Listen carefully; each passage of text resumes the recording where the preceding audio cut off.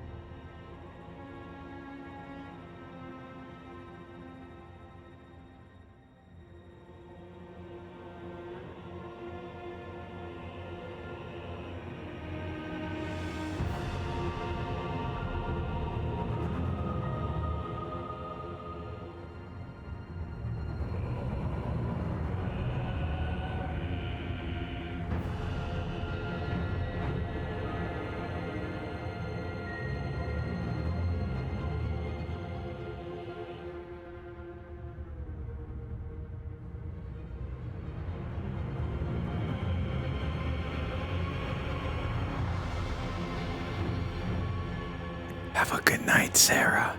Have a good night.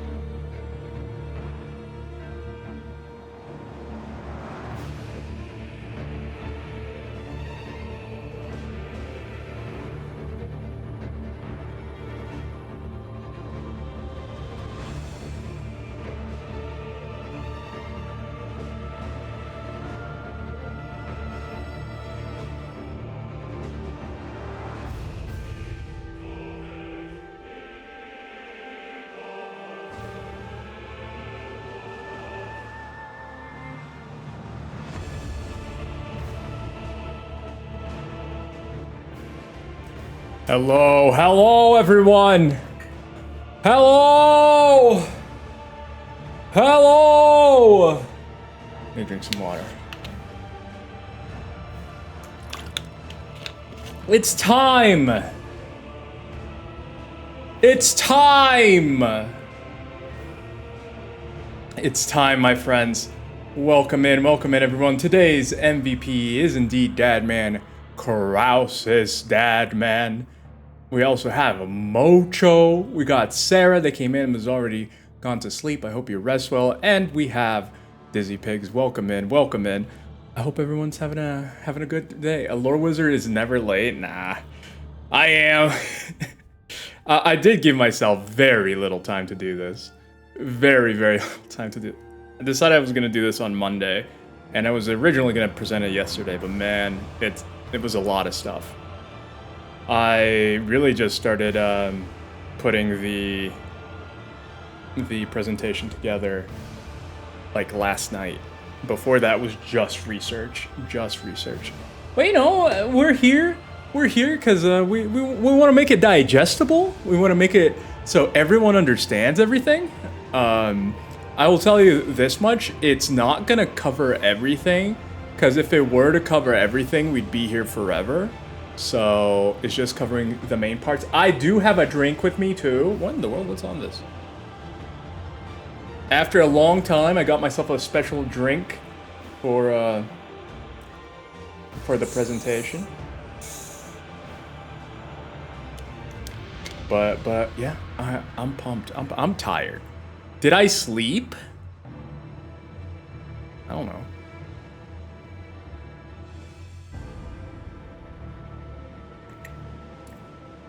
Oh no, it froze. We don't need to talk about that, Dadman. We don't need to talk about that. We're doing good. Everything is good. Everything is beautiful. Everything is going well and according to plan. I think that at the end of the day, that's what matters. If things are going to plan and things are happy and everyone's happy, that's what's good. Let me...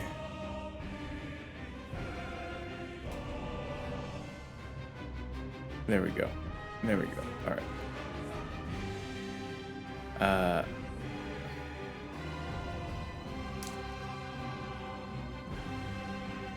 All right. Here we go. Here we go, friends. Is everybody ready? Is everybody good? At this point, I'm getting everything ready, but I don't have anything else. I'm ready to go now. I'm ready to go. I'm going for a run, so I won't be chatting, but I'll be listening. I'm excited for this. That's awesome.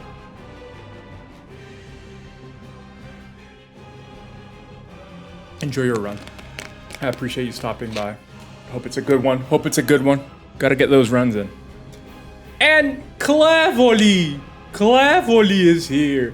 Clavoli, are you ready to understand the lore? I've been so confused about what the hell is going on today. I'm sorry. I should absolutely apologize. I was supposed to be live at 2.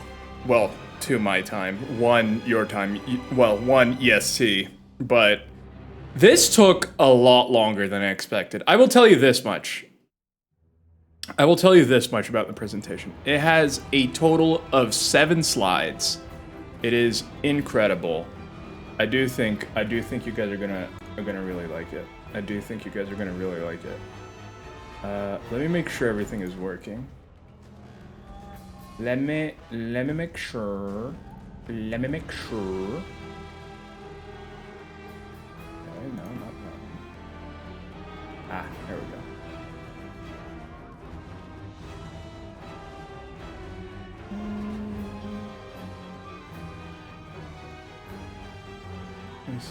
Let me see. Come on.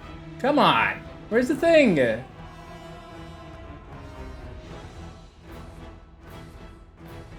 Transform. Fit to screen. Perfect. Alright. Alright. I think we're good. I'm just... putting the final touches in. I had to nap. Wait. Completely unrelated, but I finally got my PS5 back up. Yo, finished God. Yo, nice. Wait, I thought you were only Xbox. You have a PlayStation? That's cool. I had a nap, but it wasn't enough. My brain's so tired, so it's not your fault. I blame gestures at the state of the world. Oh, I thought you were like, like boomer, but no. You were like, like a politician, I guess. All right. Now, for day week. Wait, so that mean you're not going to sleep? That mean you're going to sleep? That mean you're going to stay here? I could get used to Rod's Thursday streams again. No, it's just like that one time that Vep said, oh, it would be great if Rod's streamed Baldur's Gate not on Saturday, but on Sunday, and then she swapped, wait, not on Sunday, but on Saturday, and then she swapped her schedule. Vepper lost. Something like that happened, I don't remember. I have Xbox, PlayStation, Switch, PC. Yo, you are the gamer. But how are you, Vepoli? By the way, I'm joking. And then you stop playing it. Truge. But yeah, I hope everyone's doing well. I'm gonna switch up the mood here a little bit. We're gonna go a little bit more relaxed because we're gonna need to be a little bit more relaxed, I'll say. But yeah, welcome. I'm sad I didn't get swept into BG3 the way we all did. Yeah, it's true. It's true. At the end, I was getting a lot of anxiety every time I thought about playing it. So I was just like, I need a break from it, and then probably just not play it on stream. It probably can't be a stream game, so yeah, it's okay.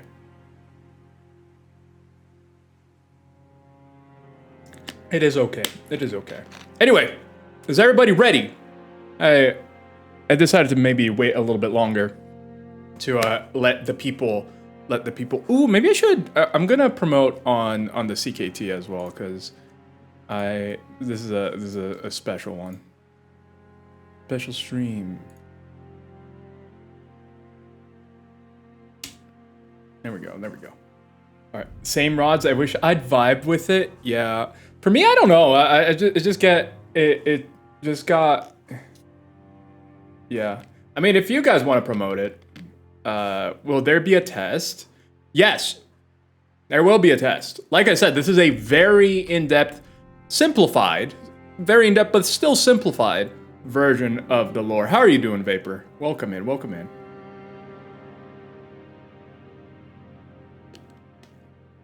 Will this be on YouTube? It will be on YouTube.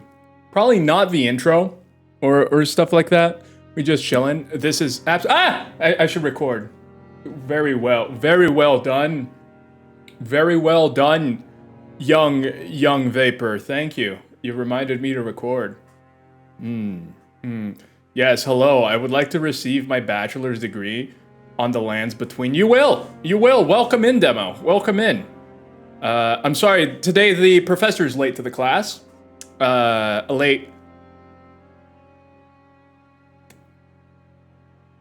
by a total of 28 hours.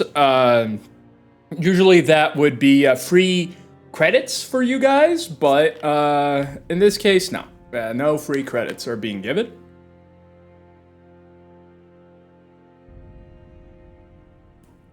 Shinobi demo? It's demo run? What? No, it's demo run I get, but Shinobi demo? Alright. Everyone gets 1K channel points. I don't think I can just give it out, right? I don't think it lets me, but that'd be interesting. I have deactivated all the filters. Oh, you started Sekiro. Wait, demo, which one's your favorite so far now? Which one's your favorite? What do you like the most?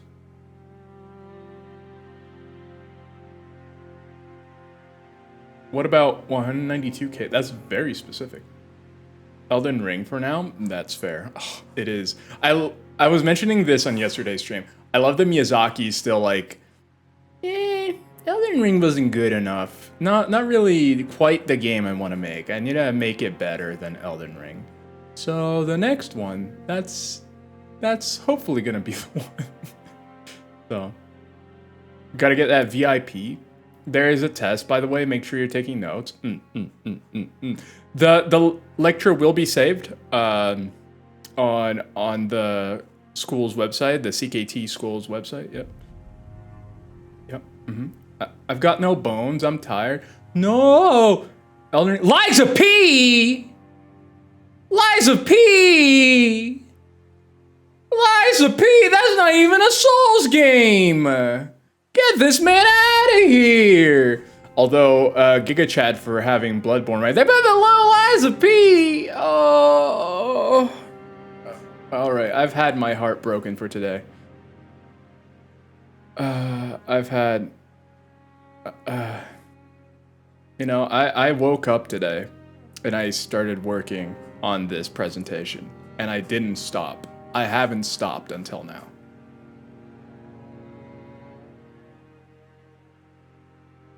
Now I'm hurt. So Liza P is better than most FromSoft games. I like your chaotic energy. No, but he's right. He's right. It is better than a lot of them. I wouldn't say Dark Souls 3 and Bloodborne necessarily, but it is better than the earlier. Good thing Sarah's asleep. It is better than Dark Souls 2 and Dark Souls 1, I think. Definitely mechanically, but in general. I just think Bloodborne, the theme, everything is so good. By the way, is the music too soft? Is the music good? How's the music? If it's too soft, let me know.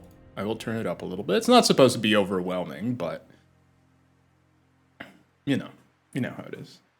Sounds good. I didn't know there was music. Oh no. All right, I'll turn it up a little bit. Turn it up a little bit. All right. All right. Air filters on. So rods, okay. Yes. Gloam-eyed queen, yes.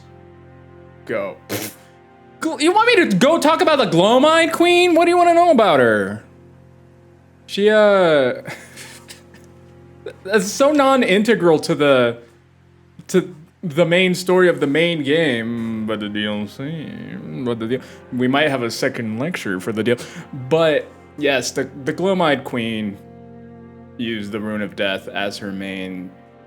She was worshipped by the I don't have gloam-eyed queen topic prepared. Worshipped by the Godskin apostles and the Godskins, and they used the Rune of Death. And the Rune of Death classically can kill any gods and demigods. So, you know, that is bad.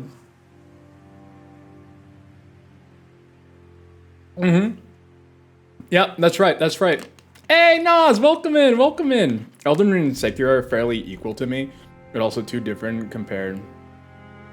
But BB lore is... BB lore. Where's Mama Kira? BB lore. But yeah, that is correct. How you doing? I'm tired, man. I've been working on this for too long. Is this going to be a PowerPoint? Yes, it is going to be a PowerPoint.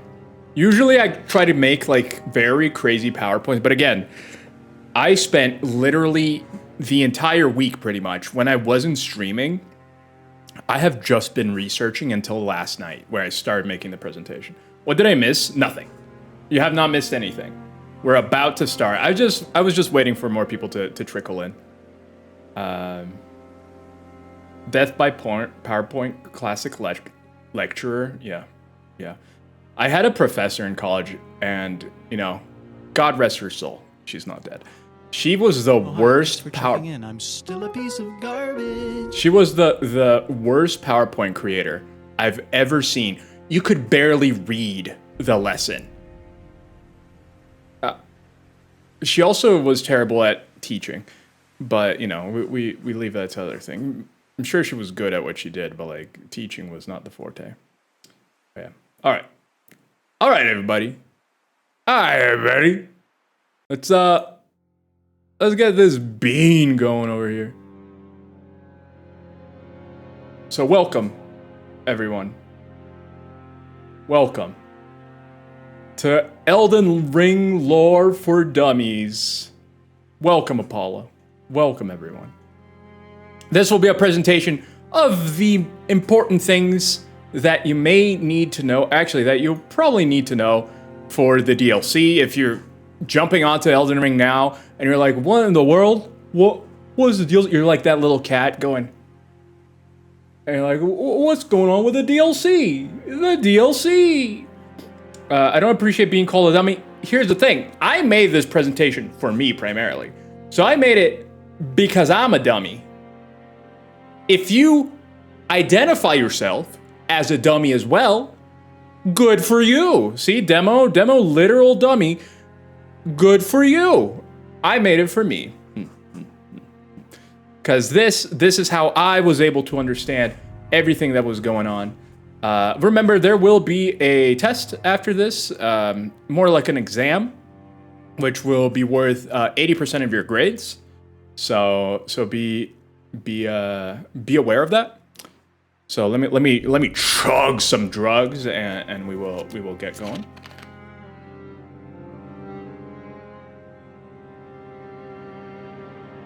The CDL. What's CDL? Identify as an Apache attack helicopter. Hey, that's good. That's good. Same time, I'm stuck in Stormville. Yo, I'm the TA, so I'm exam. No. All the TAs will be tested as well. All the TAs will also be tested. But yes, yeah. Welcome everyone. Welcome. And here we go. So, I think the first question. You're a fresh player to Elden Ring. What's going on? Is where does it take place? Where does it? Can anyone in class tell me? Can anyone in class tell me where in the world the game takes place? Nobody is stuck in Stormvale. Ohio, that's part of the map. That's part of it. The lands between. Hey, that's right. Ignore the error up there. I rushed to make this. Very well. Yeah, the lands between. That's the name of the land. What is it between? We might find out at some point tomorrow. The land's between, and it's beautiful and great, and it's ruled by a queen. Her name is Marika, and she rules the land. She rules the land. She's Marika. Yep. Until the Elden Ring broke. Titular Elden Ring, and everyone was sad. Yep. So, because the Elden Ring broke, Marika got stuck in the Erdtree. But she called help from people from another land. And that's you! That's you, the player! That's you! You silly goose! That's you, here, yeah. Oh, that's you! And yeah. And that's it. Thank you. I hope you enjoyed that. I spent a long time making that presentation. I spent a long time making that presentation. I hope you guys enjoyed that. This is very important to me. I haven't done any lore. I haven't done anything in like 2 years. So, I'm very proud of this one. I was very proud of making this presentation. I was very proud. What do you guys think? I'll sprinkle olives atop your home for this? Wait, what? You should know by now that I never forget about feet. Ew. Oh, okay. A masterclass? Thank you. Time for a deep clean. Was it soda? Ew. Very lucky that it still works. Driving overnight spent 6 hours disassembling and reassembling. That's crazy. But yeah, I hope you guys enjoyed it. Thank you very much for stopping by. That's gonna be the presentation for tonight. Short but sweet. Did you guys get it? Do you guys have any questions based on that? Does anyone have any questions? Does anyone have any questions?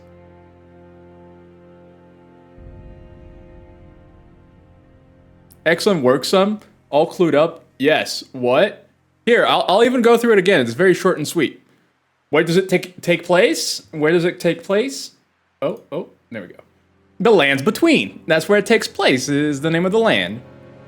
Who rules it? Queen America. Look at her. Look at her being all like, eh. She's doing her best Miley Cyrus impression. And then the Elden Ring broke and everyone was sad. Uh-oh. Now no one's happy anymore.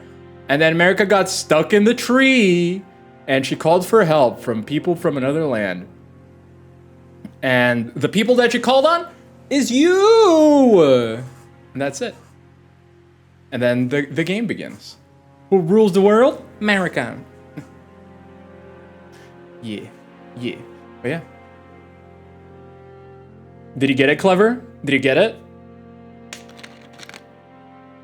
Was that good? What did you get, Clever? Wait, we said where it happens. We said who rules it. We said what happened. The Elden Ring broke and everyone got sad. And then she gets stuck in a tree and she needs help getting out of the tree. She calls people. And the people she calls is you.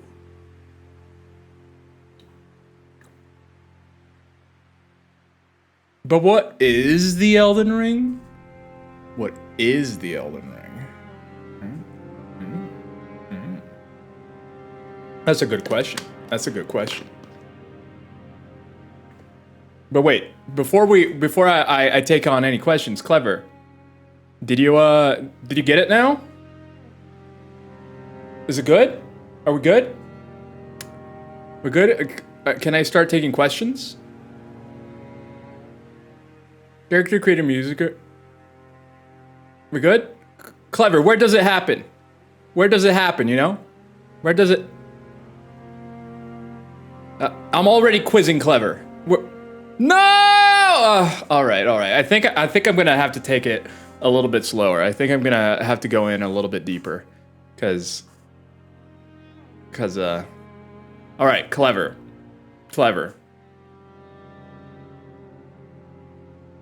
Number one thing, first thing, where does it happen?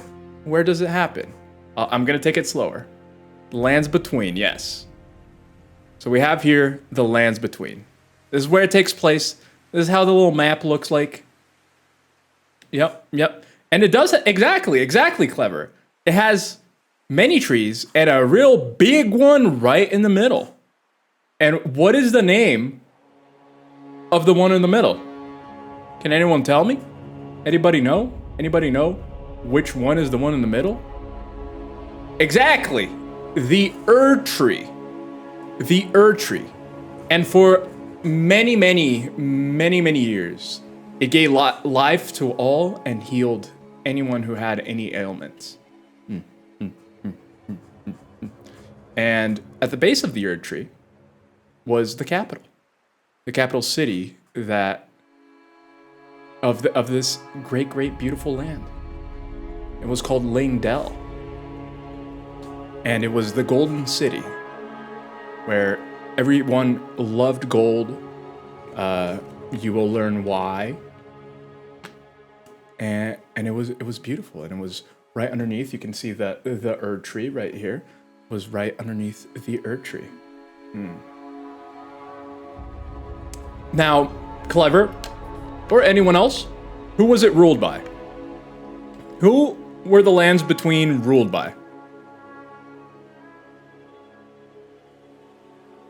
If you need America, yes, yeah, Dad Moon, no. I mean, eventually, but America. It was by Queen America, and she was made a god. She wasn't just a ruler. She wasn't just a queen. She was made a god. Now you may be asking yourself, how does one become a god, and who made her a god?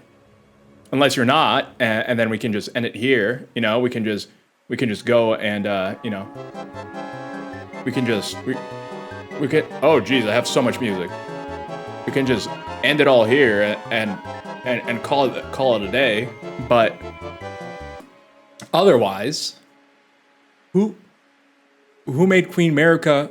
Who turned Queen America from normal people to God? Granted, she wasn't a normal person. She was special. It was something called the Greater Will. The Jelly Monster? Incorrect. Incorrect. The Greater Will is not any kind of jelly monster. In fact, the Greater Will probably doesn't have any shape, probably doesn't have any physical form. It's an outer god. And outer gods, if you're familiar with eldritch lore, you know, things like Lovecraftian horror, things like Bloodborne, where you have the old gods, and it's all these gods that are very unknowable, inconceivable, too big for human minds to comprehend. That's kind of the idea of outer gods, and there's multiple of them. Or, you know, like Christian God too is like powerful and it's invisible and stuff like that. That kind of stuff you can't see. There's no shape. And yeah, so there's many of them. I know an all-right Will. He's a work colleague. 22 minutes. What's 22 minutes? What? 22 minutes. That you lived without making a pun? I can't believe it. I can't believe it. Until release. 22 minutes! Oh, geez. Okay, I need to speed this up. But where was I? But here's the thing. None of these outer gods can interact with the world. So they need a vessel. They need a vessel. And who is the Greater Will's vessel? Queen America. So each outer god, look at these little dudes. Eee, look at him. But yeah, so each of the outer gods, they stand for something. They want something. They desire. They yearn for something. And in the case of the Greater Will, it's order. It yearns for order. So first, it doesn't yearn for America. It yearns for order. So first we have to go back to a long time before America, before she was born, before anything happened, long before the Erd Tree even existed, where everything was together. Everything was one in a primordial soup type thing that was called the Crucible. And if there was something that the Greater Will didn't like, it was the Crucible, because it was messy and didn't have any rules, and it didn't have anything defined. Everything was just together, and so the Greater Will was like, I'm gonna try to fix this mess of a place that just doesn't have anything. I'm gonna send a comet with some order in it. It's gonna place down some order. Gonna organize this place. And inside this comet that the Greater Will sent was our friend, the Elden Beast. Now, Dadman, the Jello Monster, the Jelly Monster is here. The Elden Beast, which is the physical representation, the physical manifestation of order. So the Elden Beast is order. It is the concept. It is order. And this will become clearer as we go on. And it's also the representative of the Greater Will in the Lands Between, because the Greater Will cannot come to the Lands Between, cannot be manifested in the Lands Between, so it uses the Elden Beast as its closest relationship to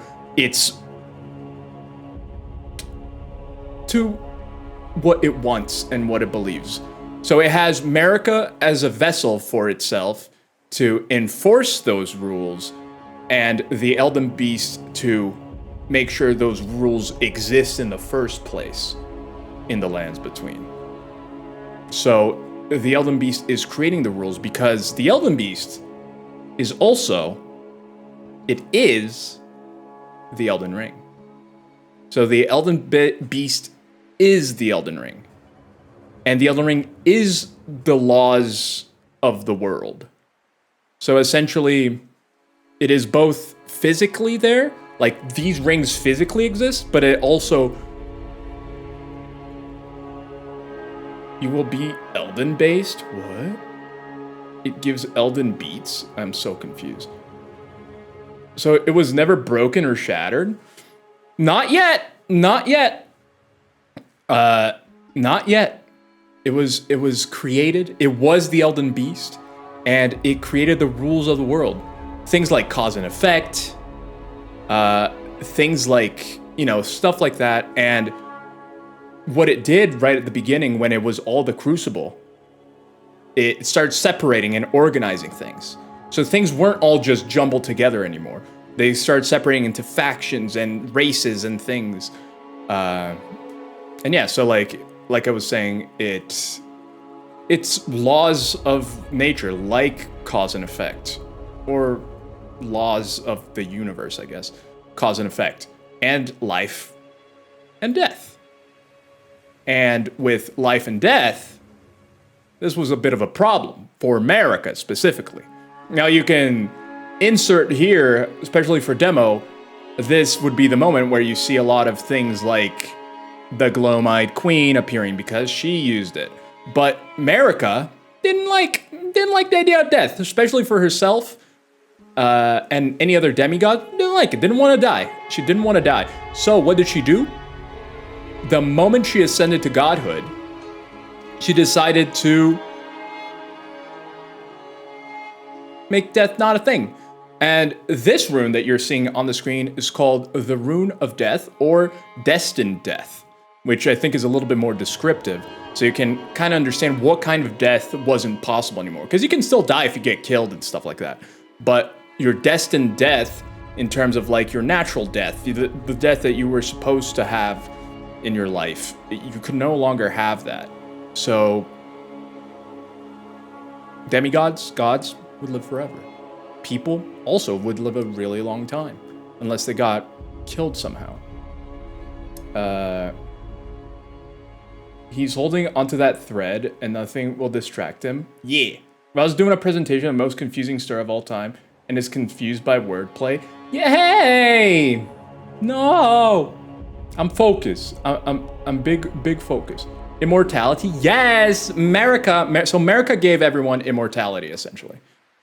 So you can imagine as if death, no longer a law of nature, no longer something that has to happen. It can happen if you get killed by like someone or something, but naturally, you're not gonna die. You're not gonna die. And this is really cool, right? This is the poggest thing we've ever seen. Just don't die. Just don't die. Just imagine all the people. Imagine all the rich people just living forever, doing all the things they do. Just imagine all they're doing, you know? They would be just like the nobles in the game. You know, look at how great he looks. Look at how nice. Look at how nice this man is. Look at how nice he is. Look at. Mwah, mwah. Look, that's so nice. What a nice guy. What a jawline. I wish I had that jawline. But yeah, from this moment on, the moment she ascends to godhood and removes the Rune of Death from the Elden Ring, so she just goes in there and beep, she became known as Marika the Eternal. Also, I used a lot of art from people that's not official to the game, and you will see the name of the artists wherever we go with that. But here, I won't cover it. Yeah, so Marika the Eternal. Imagine all the people living for today. Do not kiss the nobles without consent. I'm sorry, nobles. I'm sorry. Forgive me. Forgive me. But yeah, so for abolishing death, she's now called Marika the Eternal. The thing is, she still controlled death. Marika controlled it because she got that Rune of Death. She didn't just throw it away. She actually gave it to her shadow. Marika gave the Rune of Death to her shadow, which is also known as a shadow-bound beast. So you will notice that, like, there are a few characters when you're playing through Elden Ring that have shadow-bound beasts. And they're all candidates to become gods. So not all of them have it, but you can find people that do. And yes, Marika's shadow is Malekith. Which is this good boy. Wait, we need good boy music. Good boy music. Where's my good boy music? Yeah! Wait. Yeah! Look at him! Yeah! He's a good boy! Yes, yeah. Oh, I love him. I love little guy. Can I pet that dog? You can't pet it! Yeah! I love it. I love Malekith. Malekith is great. We love Malekith. But yeah, so he is the best boy. Malekith is the best boy. So Marika's like, hey Malekith, can you keep the rune of death for me? And Malekith's like, woo, and he keeps the rune of death. And from that point on, because he's keeping the rune of death, he's known as Malekith the Black Blade. Because guess where he put the rune of death? He put it in his Black Blade. He put it in the Black Blade. That's it. Thor's my shadowbound beast. I don't know if Nino or Loki are my shadowbound beast. I think they're my mom's shadowbound beast. I don't have that. Yeah. So, but yeah. What did he sound like? Can you? Oh, don't worry. You'll get more impressions soon. Don't worry. Because we got to keep moving because the game comes out. Now that Destined Death, though, was no longer in the Elden Ring, Marika decided to start a new philosophical and theological movement. So essentially a religion called the Golden Order. Did my music stop? Is it still playing? Okay, it is still playing. Just very soft ambience. Okay. Called the Golden Order. So with the remaining runes of the Elden Ring, there were two fundamental rules that were followed. The first one was the rule of what happened? Oh no, my notes. My notes are all mixed up. The first one is why is it moving automatically? Okay, I'll just wing it. The first one is the law of causality, which means that everything has a cause and effect. Why is it going automatic? Can you not go automatic? Oh, no! Why is it moving automatically? Things have a cause and effect. Law of causality, is this berserk? I mean, okay, this thing is gonna keep wanting to do. And then you also have the law of regression, which means that everything yearns to return to its original state, to being one, to all coming together, converging. And yeah, at the same time though, then you can think, wait, if everything came together, get out of here, Horalu. If everything came together, isn't that kind of like the Crucible? Isn't that kind of like the Crucible, which Marika's against, the Golden Order is against? Isn't that kind of that thing? And you're right. So they're just rejecting reality and being like, no, regression means going back to the Erd Tree. We're going back to the Erd Tree because that's what matters. And Marika wanted everyone to follow it, independent of where they lived, independent of what they believed.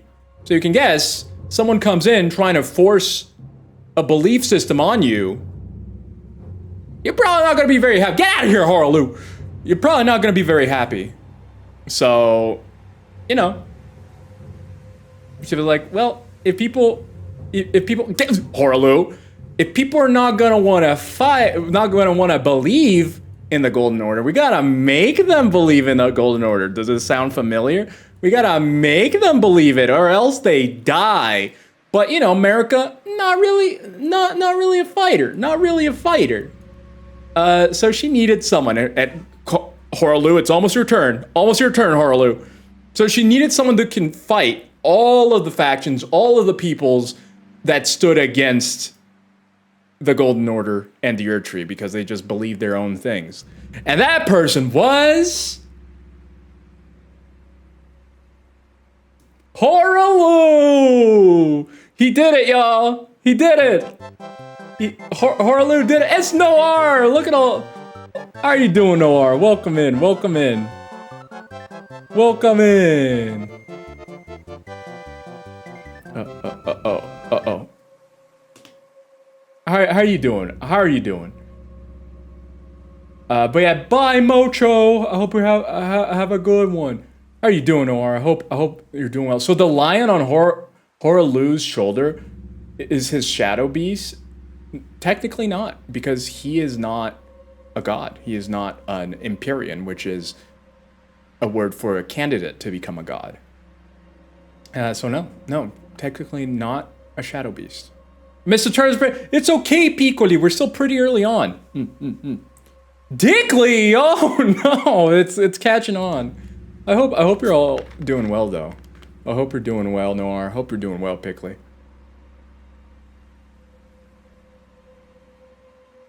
Hanging in there. You guys got this. You guys got this. I believe. And quick plug. Piccoli is helping organize the Pride Month raid train. So I am pretty excited. I am participating in it as an ally. And yeah, I'm looking forward to it. Don't miss it. Don't miss it. Excited for 7 minutes road. Okay, I need to keep moving. Let's keep moving. So yeah, so Horalu, America decides to get someone that could fight all the peoples in the world that didn't want to believe in the Erd Tree, and Horalu was picked because he was a bloodthirsty warrior. He was also had lived in the Badlands. He's the chieftain of the Badlands. He's crazy. He's good. He's powerful. So he would become Queen America's king consort. And when you become a god's king consort, you become the Elden Lord. So yes, technically speaking, you're agreeing to marry America in the game if you become Elden Lord. Technically speaking. But yeah, when you think of are you saying consort? Yeah. P.S. How are you, Rod's? Feeling better, I hope. I am feeling better. Thank you for asking. I am doing better. Nina, sadly, not so much. But I am. And that's why he's the first Elden Lord. Yeah. Consort. Yeah, not concert. Consort. But yeah. So you wouldn't really think of him as king material, though. Look at this dude. Look at this dude. Do you think he's king material? I don't know, not for the Golden Order, not for prim proper America, Kings of the Stone Age. Yeah, that's more like it. Not for the Golden Order, not for Lindell. So to make him proper, instead of like taking time, teaching him how to do things, eat with a fork and a knife, and you go from the outside in with your forks and knives. They were just like, nah. Put a beast on his back to hold him down as if it's like the ultimate anti-hype man.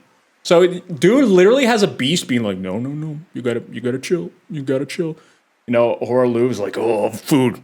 The beast on his back like, no, here you gotta use your hands to use a fork and a knife. Therapy? No way. Lion backpack. Exactly. That is the logic. And when Serosh, which is the name of the beast that he took on his back, joined him, he then became Godfrey, the first Elden Lord. So there he is with his anti-hype man. Here, I'll get out of the way of the title. There he is with his anti-hype man, Serosh. Now his name is Godfrey. Look at him. Look at his anti-hype man maneuvers.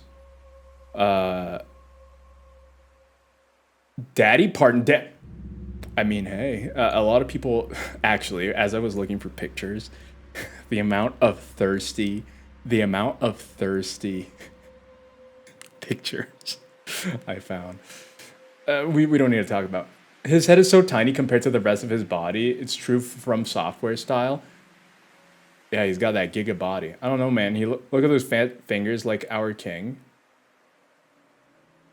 What? Oh, yeah, it's true. Wait, there's rule 30. No, don't go looking. Don't go looking. Yeah, so when America made him Elden Lord, his first assignment was to end the one thing that could destroy the Erd Tree. And that was the fire giants. The fire giants had a flame that could burn through the Erd Tree. So they had to be stopped. They had to be the first thing they did. And that's what they did. Godfrey led the fight against the giants. And eventually they would not only kill the giants, but kill the god that the giants believed in. Would kill the god so there could be no chance. And they left one giant alive to take care of the fire that could burn the Erd Tree. To be like, don't let anyone use it. Don't let anyone use it. You hear me? You hear me? Don't let anyone use it.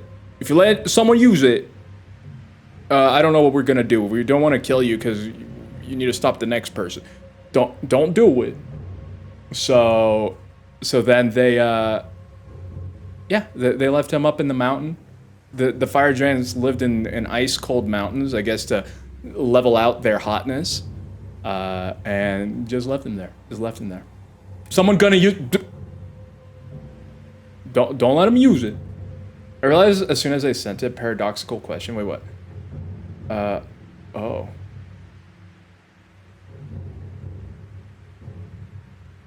Okay.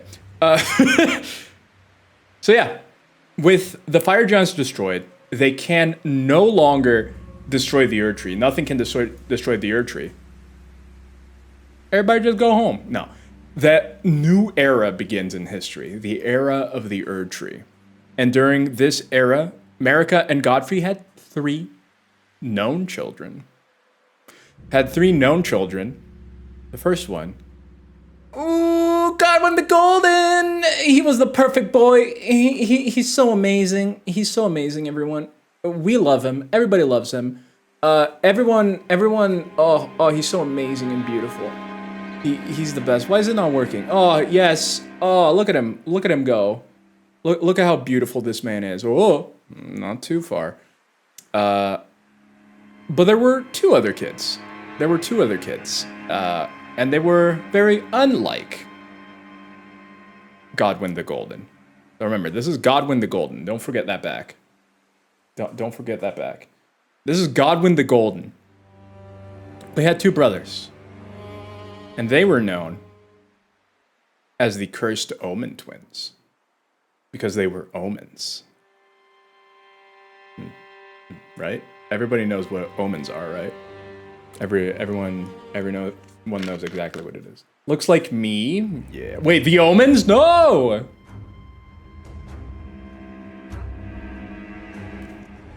These aren't even the right omens? Yeah, they're not. They're not, absolutely. This is just using an example.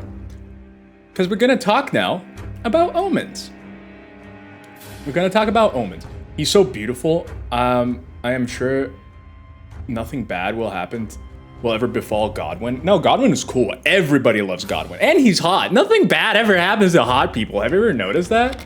It's incredible. It's incredible. Life is easy. Hey, are you trying to take my Coke? Don't take my Coke. But here we go. What are omens? Omens are children that are born with horns all over their body, all over their faces.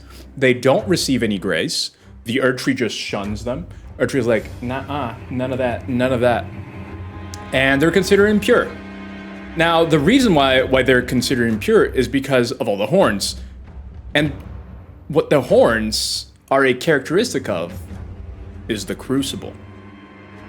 So, in reality, this curse, not really a curse, just nature trying to be nature, but the Golden Order is like,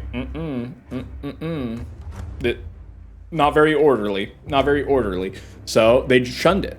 So technically, not even a real curse, but the Golden Order is like, in our religion, no. You gotta be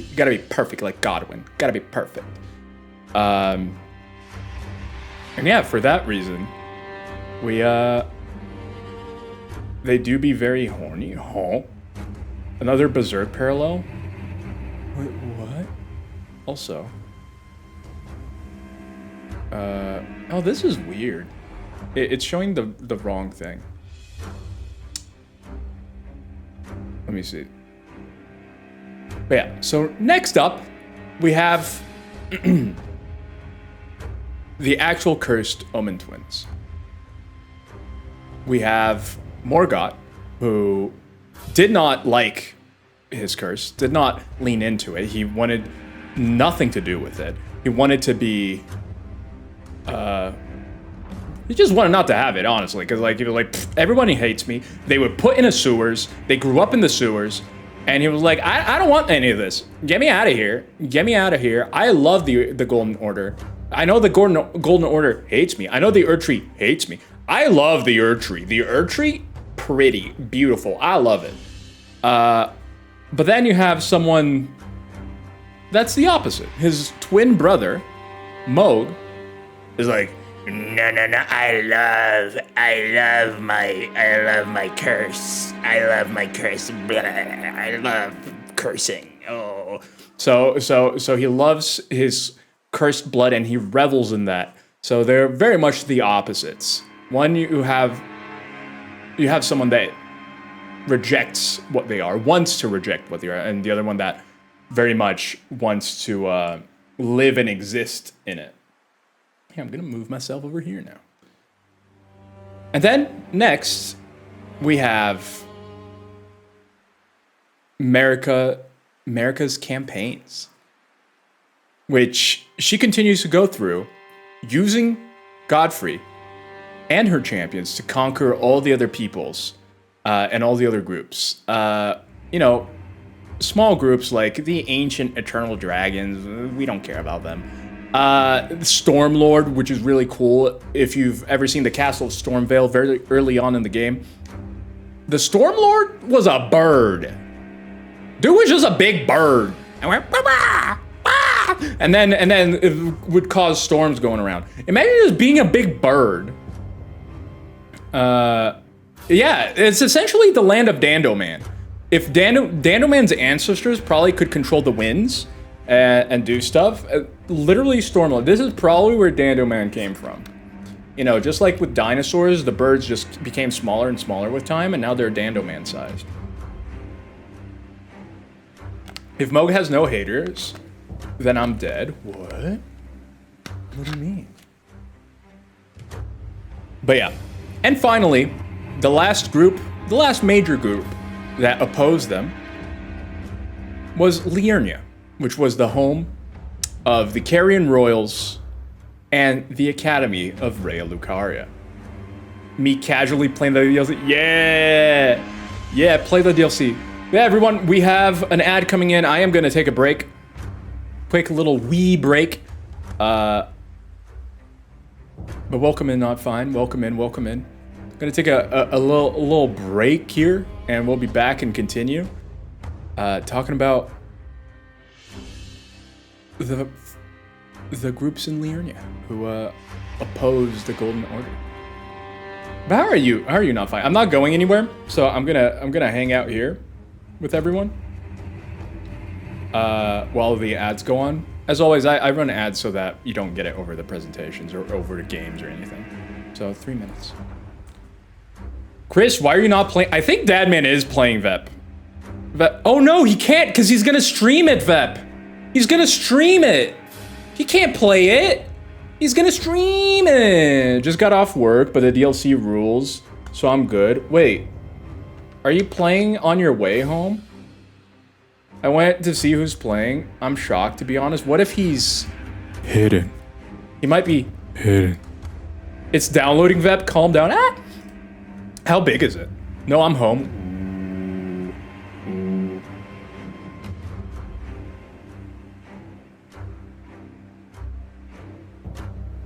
No, I can still see it. VEP be hacking. VEP be hacking. 21 gigs. Oh, don't you love FromSoft?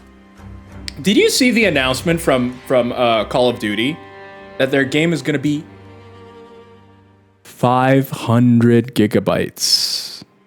500 gigabytes.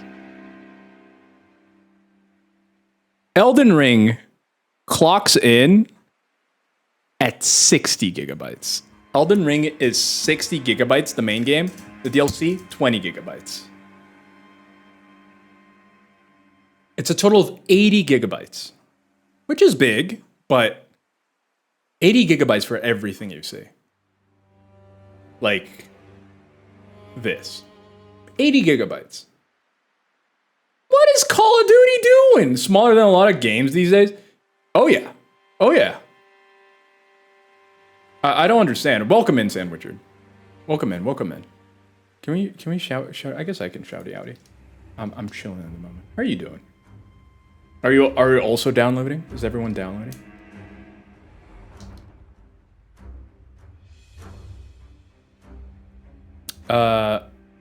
No. Flashbang?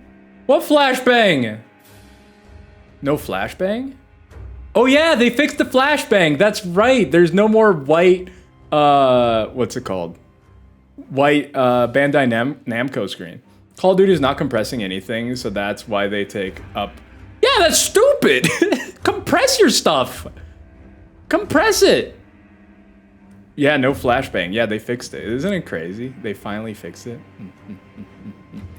Rods, would you like to know about the next keyboard? Ooh, yeah, what are you getting? What are you getting? Compress your textures and on it. Yes. Do it. Just do it. It's fine. Autocorrect, capitalize black because I talk about the game all the time. That's funny. And you can use torrent for the final fight. We all did it pre-nerf. Picked up your crowns. For the final fight, like with the Elden Beast?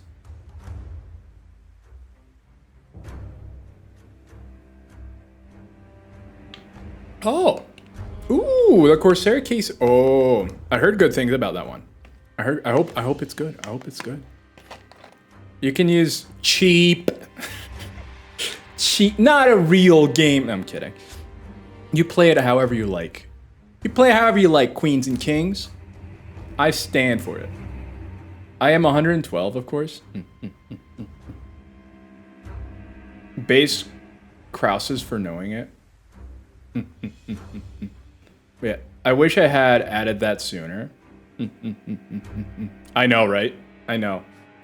But the flashbang is the greatest addition. If it is in the game, it's a legit strat. Absolutely. Absolutely. I love it. I love it. They're adding so much accessibility. It's cool. I'll be honest, I haven't checked it. I want to see what they added technically. I want to see if they did anything technically to the game. That's always what interests me. I just want to see like what they're doing technically. And yeah, that is one thing I'm excited. And I can check it outside of stream. So I will see. 5 new hairstyles. Oh, okay, I gotta play this. I gotta play this. But not before we continue our presentation. Let's continue, friends. Let's continue. We stopped when America was declaring war on Liurnia because they didn't want to believe in the beliefs of the Golden Order, of course. Like, everyone has to believe in the Golden Order. Like, why wouldn't you? why wouldn't you believe it? It's perfect. It's great. But yeah, in Liurnia, there were 2 major factions that ruled. There were the Carian Royals. The Carian Royals, which they were astrologers.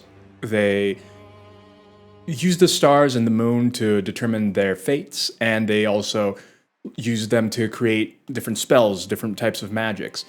And you also had the Academy of Raya Lucaria, which was also a magic-based group, but they used glintstone, a type of stone, a type of stone that you could find and mine, and they used those as a focus and as a way to power their magics.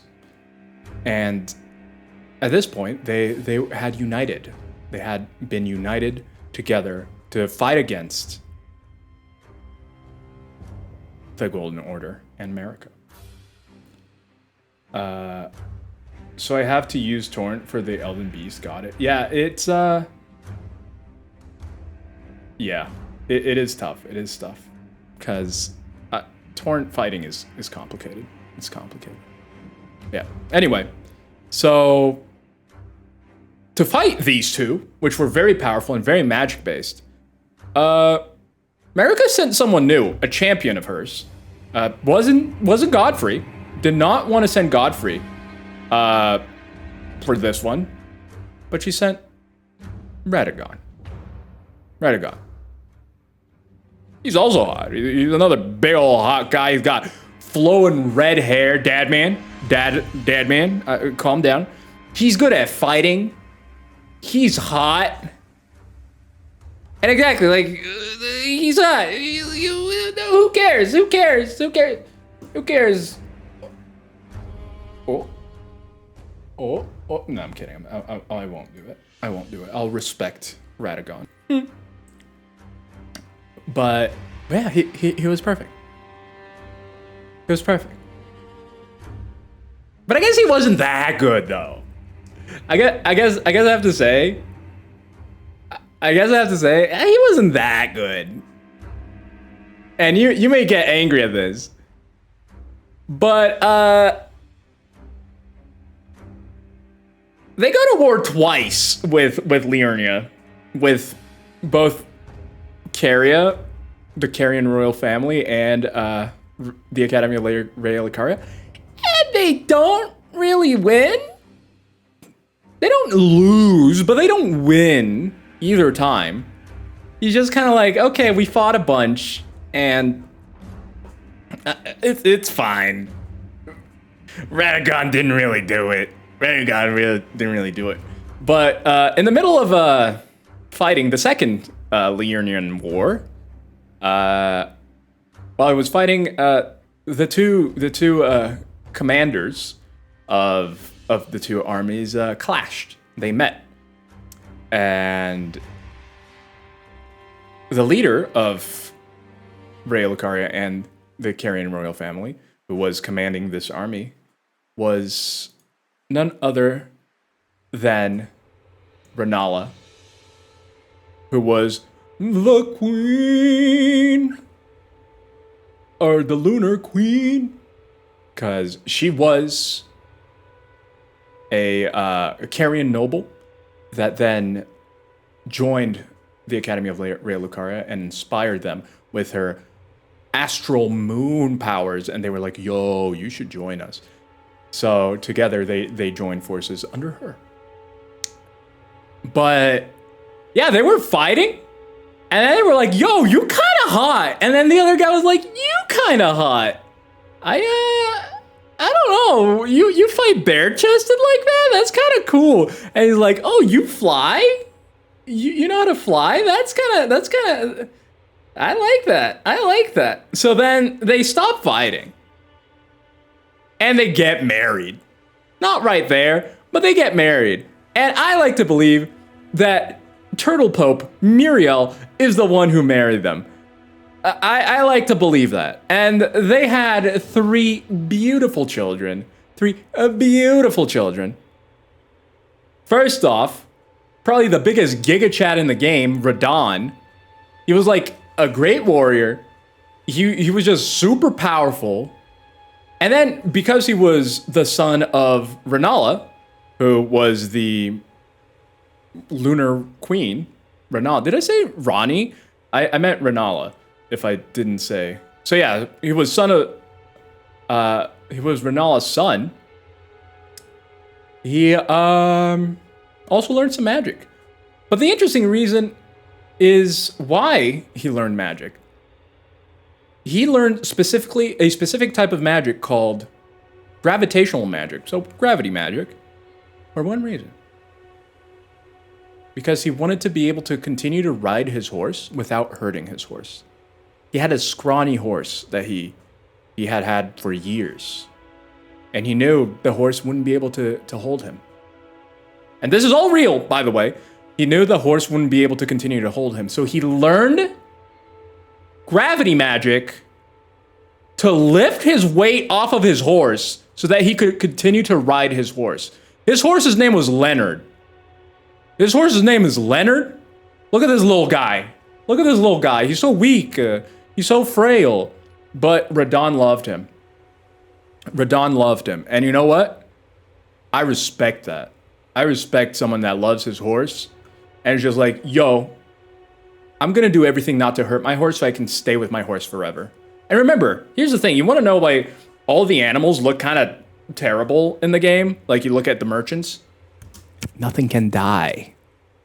They age, but they do not die. So if you ever wonder why Leonard looks like this now, he continues to age, but cannot die. Starvation cannot kill you. For example, you cannot die of hungry. So anyway, the next son of Renala and Radagon was Rykard. And Rykard doesn't care about anyone. He just wanted to do his own thing. So he moved to a volcano and gets eaten by a snake. Next up, we have Lunar Princess Rani. And she takes after her mother. And in the Carian royalty, it is a matriarchal society. So she would be the next queen, the next lunar queen. So yeah, matriarchy. Woo, woo, woo. Space, too. Look at that moon. And she was pretty sick. She was pretty cool. And they lived happily ever after. This is a, classic George R.R. Martin moment. They all lived happily ever after. And everything was fine and dandy with this family of beautiful redheads. They just had... Is that Blade? Yeah, it is. Or Blythe. I said his name right.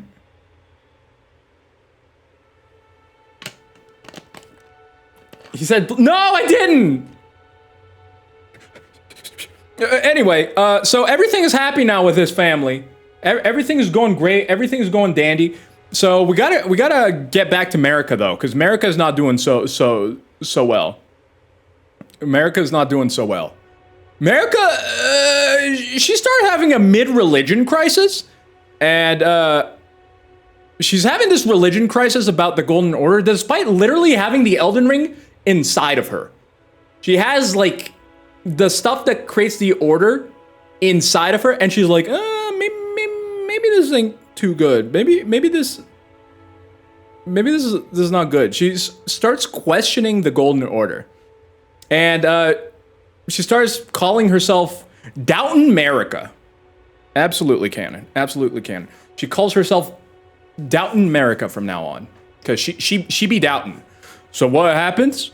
Godfrey gets caught in Doubtin' America's crossfire. So after Godfrey defeats the last enemy America had told him to defeat, Doubtin' America comes in like, I think you're not gonna have grace anymore now. You're not gonna have grace, and you're now a Tarnished. Tarnished being someone who lost the grace. You gotta get out of here. And she did that not only to him, but to all of his warriors and all of his descendants. So Doubtin' America was just like, yeah, Godfrey, get out of here. You're my husband. So that's what she did. I'm gonna make myself a little bit bigger. So that's what she did. She just kicked him out and was like, you're Tarnished now. You don't have grace. You can die. That's the big thing. Without grace, you could just die. As you can see right here. Could just die. And he dies eventually. Look at that. He dies. And when this happens, when she starts, she's just sounding like she's just doubting everything now. She's just doubting everything. A lot of bad stuff starts to happen. Remember Happily Ever After?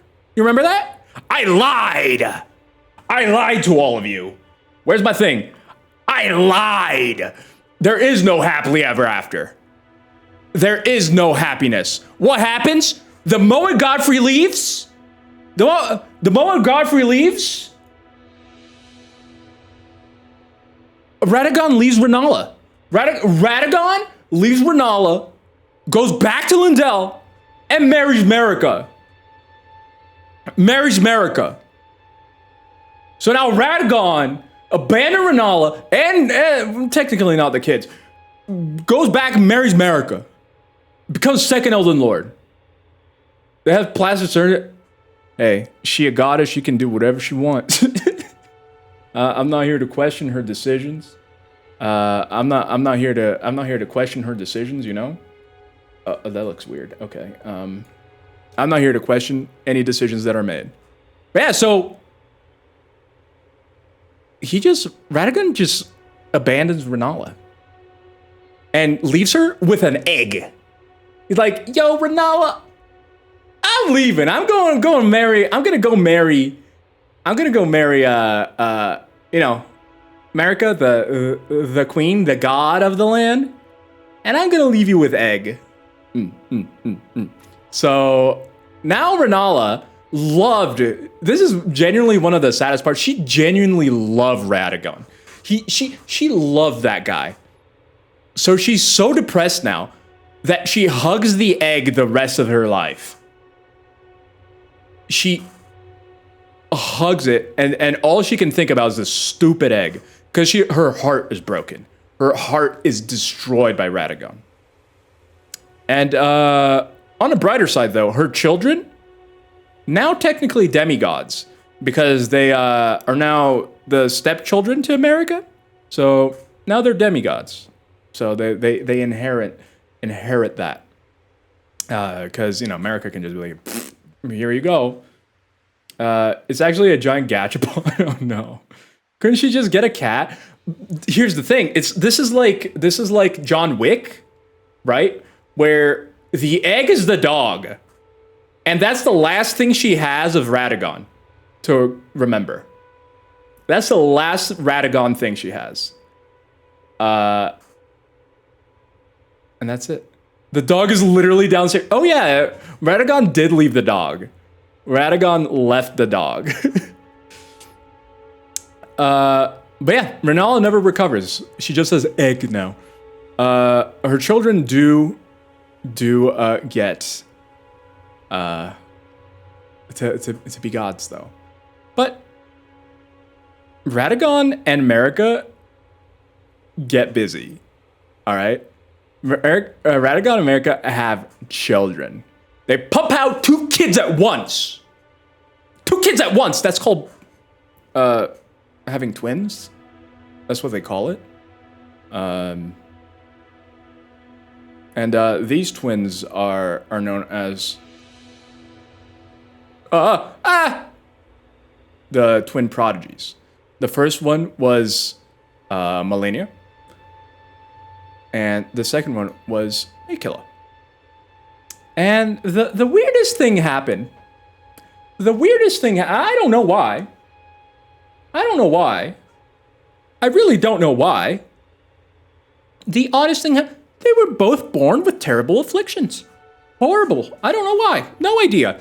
The first twin, Malenia, she had a curse of a growing rot inside of her that was expanding and consuming her body and making her limbs fall off. That's why she has a robotic arm and robotic leg. Well, not robotic, but like prosthetic. The second one, Mikela, was cursed with having eternal youth. Dude has eternal youth, looks like kid forever. And I just really have no idea what would have caused them to have these weird afflictions at birth, it's weird. It's weird that they would have these. And now with these 2 being born, we don't get any more characters. Boom. If you were able to remember all the characters we talked about so far, that's it. That's it. We don't have anything else. No one else joins the picture. Hey, Richard, welcome in. He's pee-pee pooping. Welcome in. But yeah, so no one else joins the picture. You're now free. You're now free to not have to remember any more names. Getting foodies and lurking, Rykard. But yeah. So now we have a period of all of the kids growing up. You know, you have the kids from the first marriage of Marika marriage that were called the Golden Lineage. You have the kids between Radon and Renala, which are now part of the family of Marika. So they're also demigods. And then you have the twins, the twin prodigies that are also kids, and they grow up except for Mikula, because Mikula can't grow up. So everyone else grows up though, and it's pretty cool. But then someone goes through a phase and gets a little bit gothy. So then we have Goth Ronnie. And Goth Ronnie, you know, wearing her black clothes, she's like, hey, I like death. That's kind of cool. And then she goes over to Malekith, who's the cutest little pupper. We're going to pet the pupper. No, go back. I want the pupper. We're gonna pet the pupper. Yeah. Wait. Oh yeah. Look at him. He doesn't know how to drink the Wawa. He doesn't know how to drink the Wawa. But yeah. Also, Vep is Ronnie. So please follow Vep if you want to follow Ronnie. True. But he's stupid. He is stupid. But yeah, so she goes there and she gives him a little scritches, and he's like moving his little, like, he goes, you know, he's just a little guy. He's just a little dude. And while he's like thumping his foot because she's scritching him, she steals a piece of the Rune of Death. You know, she just yoinks it. She just steals a piece of the Rune of Death that Malekith was holding on to. And Malekith goes, woo, you know, and Ronnie makes some knives with the shards, the pieces of the Rune of Death that she got, and gives them to the Black Knife Assassins. Kind of weird name, you know. They're her goth groupies, but you know, you don't judge the name your groupies kind of pick. So, but yeah, so she made black knives, gave it to the Black Knife Assassins, you know, and nothing happened. Nothing happened. That was the end of the story. This is the end of the story once again. We're at the end of the story. Nothing happened here.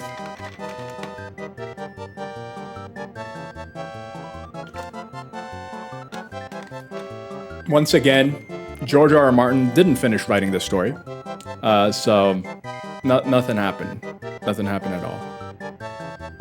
Obviously, I'm just kidding! It's the Night of the Black Knives! Ooh! And, you wanna know what happens?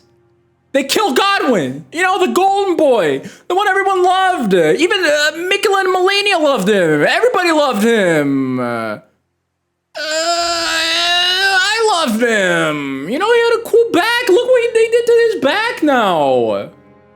Look at that! Look at that!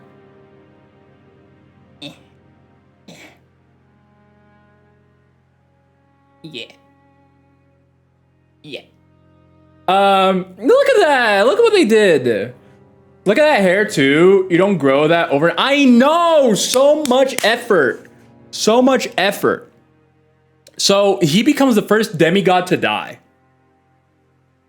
He becomes the first demigod to die. And then Ronnie's like, yo, my goth groupies, carve the same sick rune you carved on Godwyn on my back. So they carve the same rune and she dies. They carve the same rune and she dies. Ronnie also dies. Ronnie, in fact, Ronnie and Godwyn die at the exact same time. So you know, no one's gonna suspect Ronnie because she dead and she died at the same time. But yeah, that's what happens. But here's the trick though. Here's the trick though. This wasn't just clean deaths. Boom, they're dead. Turns out Godwin's body continued living, powered by the rune of death. And this is what he became. Hot Godwin became weird fish man. Became the weird fish man. How you doing, Dean? Welcome in. Hope you're doing well. But yeah, Godwin, the body didn't die. The body was now being used by the rune of death to spread death. And he slowly deformed into what you see here and was called the Prince of Death. So the reason why this happened is because he never had a proper burial. When you died, you were supposed to be put at the foot of the herb tree so that the herb tree could absorb your soul. He wasn't. His soul just beep, and it's gone, but the body survived. And yeah, he was turned from the hottest man alive to, you know, a fish. A weird fish thing. A little tail. I don't know. Ronnie, on the other hand, she planned all of this, right? Ronnie planned all of this, so she had a doll ready. Like, yo, groupies, put me in the doll when you kill me. Get the doll there, so my soul's gonna go into the doll. I want to be in the doll. Not in a weird way, but I want to become the doll. The doll is now my vessel. I'm like the Golden Order. The doll is my vessel. They were like, okay, that makes sense.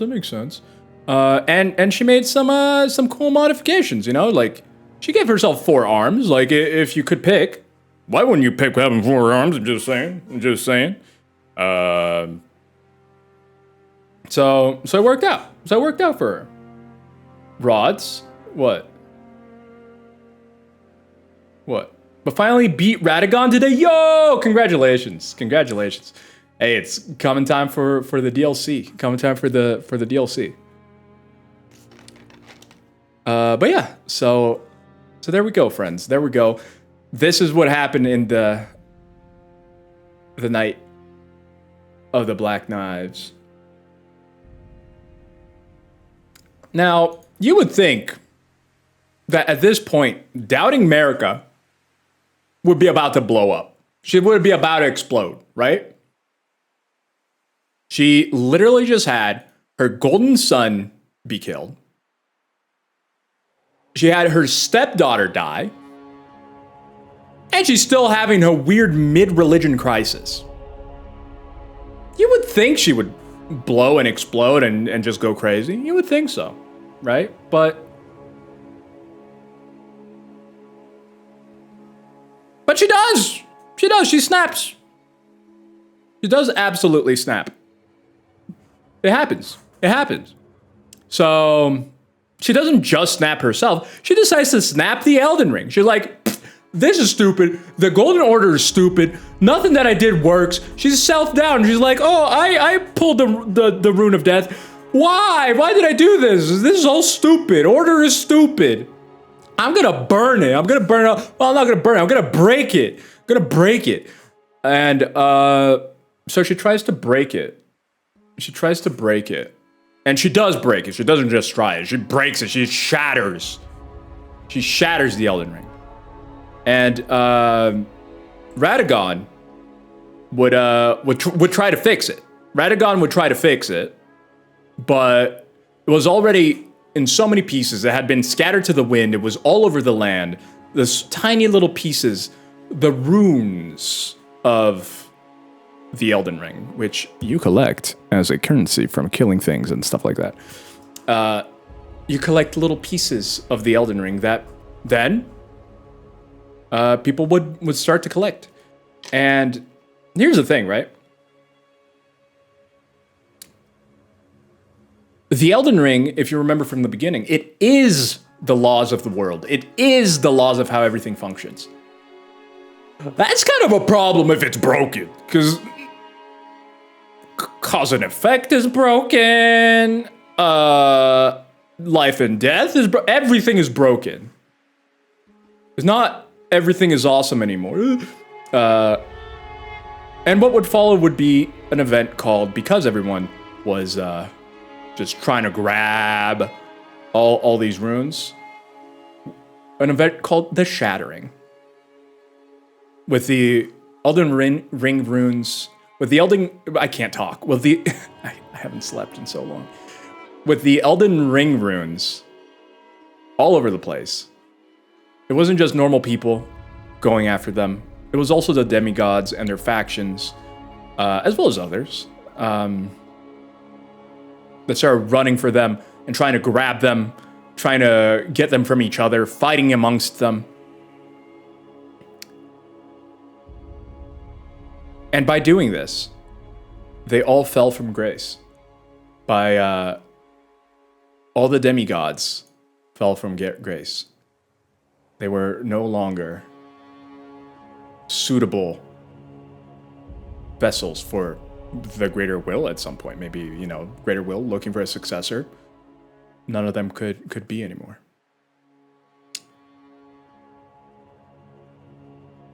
And at the same time, the Elden Beast, who is the Elden Ring, shattered. The Elden Beast still there. And it's like, you know, it's all like shattery. Like, and he imprisons Marika, crucifying her inside of the Erd Tree. So she's now imprisoned, crucified in the Erd Tree. And here's a cool little detail.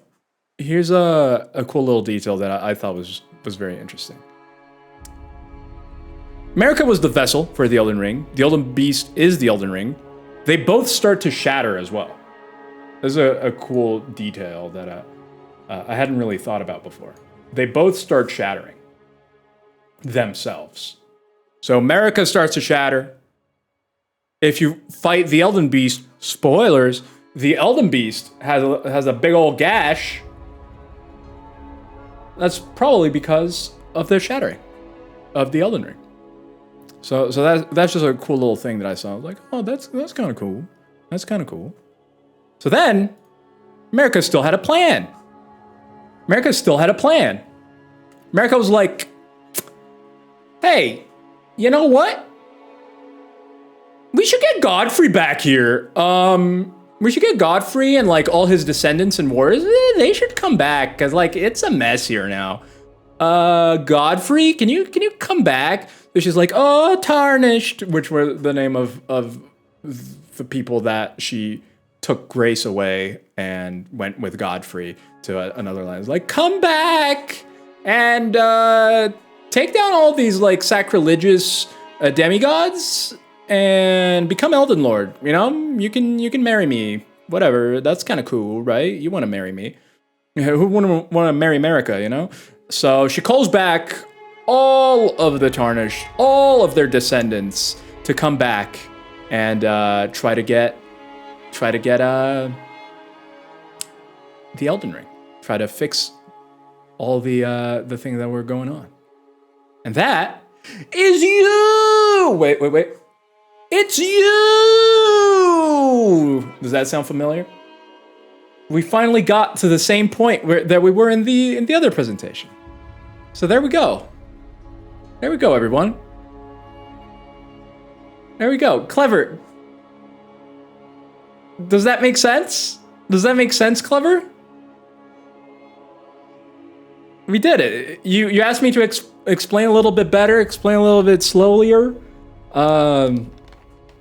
So now I went into a little bit more detail, and you know.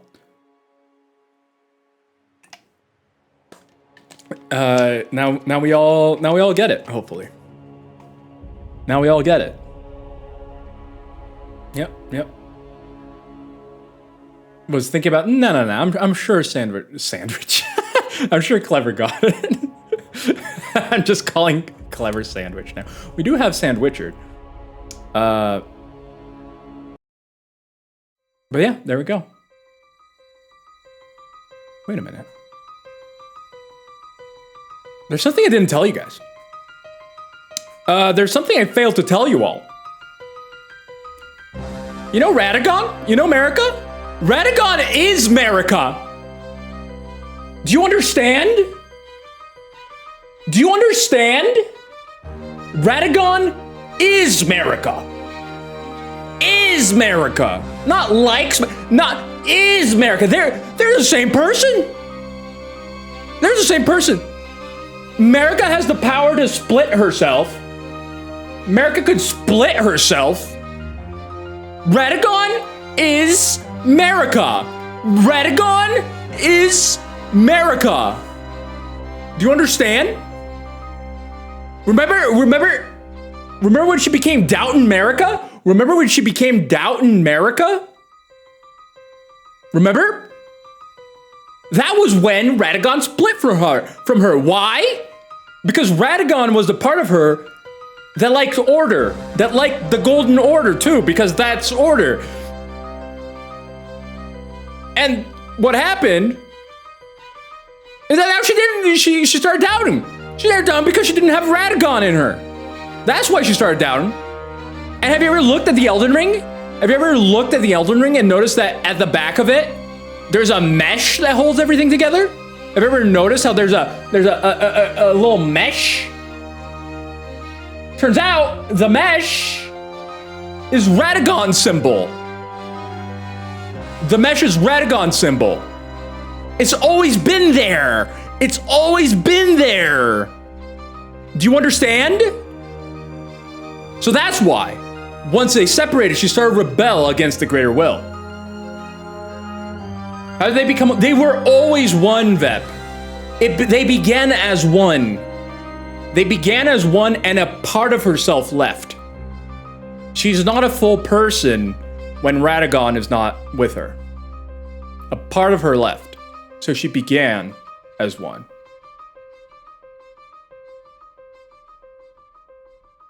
Thank you. Thank you. Does that make sense? Is everyone good?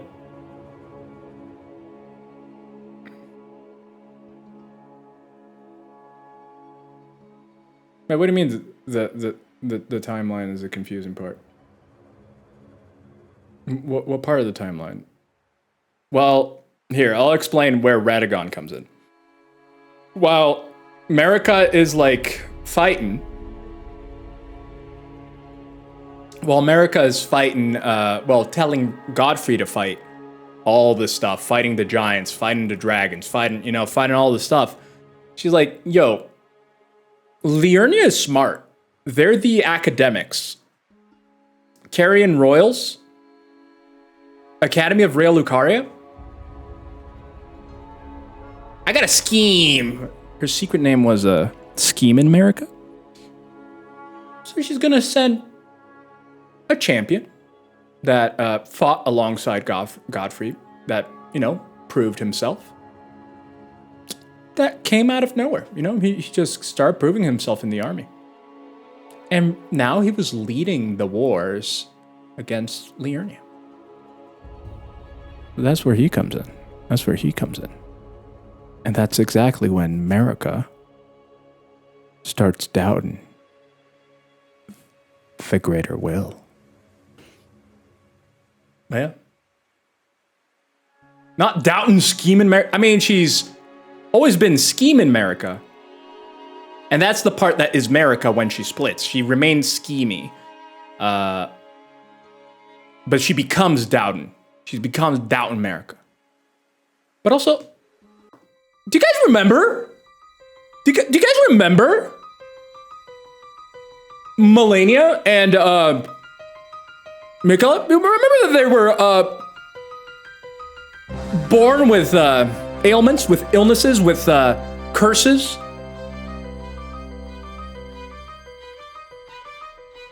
Now I ask you, incest is bad. I don't ask you that. Actually, I tell you, incest is bad. What if you had a child with yourself? I would say that's even worse. Self-cest, worse than incest, confirm, question mark, exclamation mark. So America, have you ever thought about that, America? Have you ever thought that maybe that's why your children were getting sick? Have you ever thought of that, America? That's why they had these weird ailments. One of them had rock growing in them. The other one couldn't even grow up. Ever stop to think about that, America? I sure have. You didn't think that if you had a child with yourself, that could be a problem? I'm just saying. I understand. This seems kind of obvious to me. This seems kind of obvious to me. So, you know, you have like America, and you have Radagon here. They're actually the same people. They're the same people, and clearly they didn't think this through. They did not think through the fact that, you know, if they're gonna have children, probably not gonna go very well. Probably not gonna go very well. But you know, they did. They did. How can the same people have two different hair colors? It's because it's not like scientifically based. They use magic. America has the ability to split herself for magic. Also, this is a complete theory. I wonder if this is an ability of the Newman. America's race is Newman. She's a Newman person. And they're never explored too much, but they're from another land, another realm. I wonder if that's something. But read my other question. Why did Radagon feel the need to leave Renala for America if they were one already? Couldn't he just stay with Renala and be whole? Wait, what do you mean stay with Renala and be whole? Why did Radagon feel the need to leave Renala for America if they were one already? So when they separate, they are two distinct people. Radagon and America think differently because he took specific parts of America. Is the music? No, we're good. He took specific parts of her personality, of the way she thinks. So he sees what America starts doing. She's, you know, having doubts. This is speculation, but he's probably still somehow in connection with her because this was an amicable thing. Him marrying Renala was like completely okay with the Golden Order and with America. It was something that they were happy to see, again, because America was scheming America. So she kind of wanted this. Because she wanted to defeat Renala. Because she used the power of the stars. She used the power of the moon. Which wasn't the power of the Golden Order. This was a power foreign to the Golden Order. So the reason why Radagon eventually leaves Renala, A, to go back and be like, hey, what's going on here, America? B, that was the plan. That was the plan all along. He wanted to destroy, well, America wanted to destroy Renala. America wanted to destroy the Carrion Royals and the Academy. And he did that, and, well, I guess they did that by breaking her heart. They eventually beat her the way that, probably the only way that they could have, which is by breaking her heart. They could be both America and Radagon and be with Renala at the same time. I mean, I don't know. Here's one thing that they don't say. I don't know if America could become Radagon. I think the default is like you're Vep and you can like bloop a part of you, say like, I don't know, your determination can bloop come out of you, and that part of you is like a fragment of you, and it will probably, this is speculation, it will probably look however that part of you is. So I would guess that it takes the physical form of what that part of you represents. So that is independent of gender, that's independent of anything. It's however that would look. however your determination would look. Could be a guy, could be a girl, who knows? But I don't think America is the whole. I don't think that she could become Radagon. If that makes sense. But yeah, they left Renala on purpose. Leaving Renala was part of it. I don't know, throw the whole man away, Renala. You got a dog and an egg out of it. I see, I thought we were split more. No. Actually, the percentages, I don't know what the percentages are, but Marika's the original. Marika is the, like, maybe it is, like, she left 50% of her, but she's still the original. Do you guys hear music? Is music still playing? I'm not hearing anything. Oh, it's just really soft.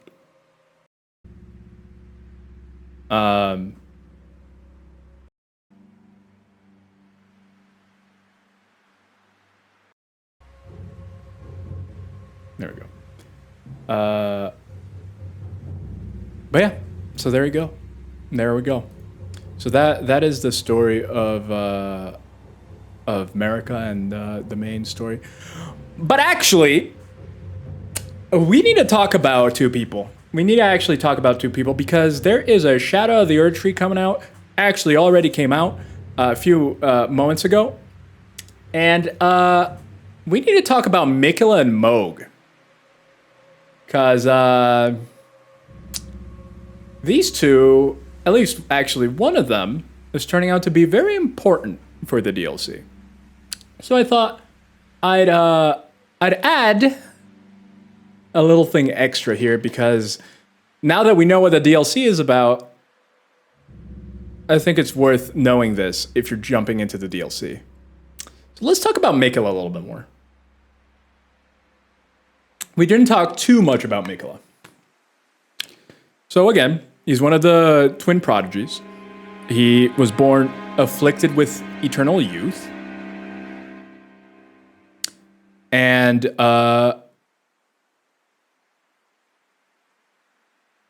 Miquella is the other child of Marika that is absolutely beloved by everyone. Everyone loves Miquella. Miquella knows how to talk to people, how to reach out, how to... He's just a very charismatic person. And he gets whatever he wants. He's incredibly smart, incredibly wise, incredibly kind as well. He's described to be very, very kind. And yeah, descriptions of items and stuff always describe him as always being able to gain people's favor, always being able to convince people, always being able to get what he wants eventually. But again, in a kind manner, not in like, oh, he's manipulating. Well, maybe he is. Maybe he is. In the early times of his life, this is kind of something important to know about him. His dad, Radagon, was teaching him about Golden Order fundamentalism, which Radagon, again, loves order, loves the Golden Order, very much about that. He was teaching Miquella about all these things. And Miquella would even go and make some incantations for within, I guess, Golden Order fundamentalism. But then he would turn his back on fundamentalism because the one thing that he cared about deeply was his sister. He wanted to see her well, and she was slowly dying because of a growing rot inside of her. So after studying so long, he realized that the Golden Order could not save Malenia, his sister. So he abandoned it because there was no hope there to help her. So he starts to look for solutions elsewhere. And then he discovers something that can actually help. Unalloyed gold, pure gold. The pure gold turned out to be able to stop the progression of Malenia's rot. Not only that, unalloyed gold, turns out, could also prevent the meddling of any outer god. it could prevent any outer god from interfering, boogly boogly boo. Because it turns out that the rot growing in Melania was an outer god. The god of rot was growing inside of her. She was the vessel for the god of rot. But as Mikhail continued to research and do things and discover that the world wasn't just what his parents had told him and what his parents had presented, he started a new place, the Halig Tree.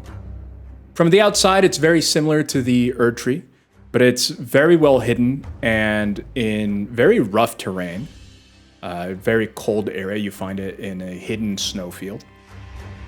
And for it to grow, Mikola uses his own blood. Mikola waters it with his own blood from a sapling that you many times see Erd Tree-like saplings all over the place. And he just waters it with his blood, which is pure, which is always full of life.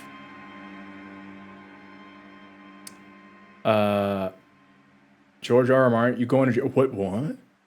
How would it happen if she was born that way? Wait, what? How did the... Maybe it was the self-cess, Vep. Maybe the self-cess made it so some part of her was weak and a different god could whoop and get in there. I don't know. It's one of those parts that you're just like...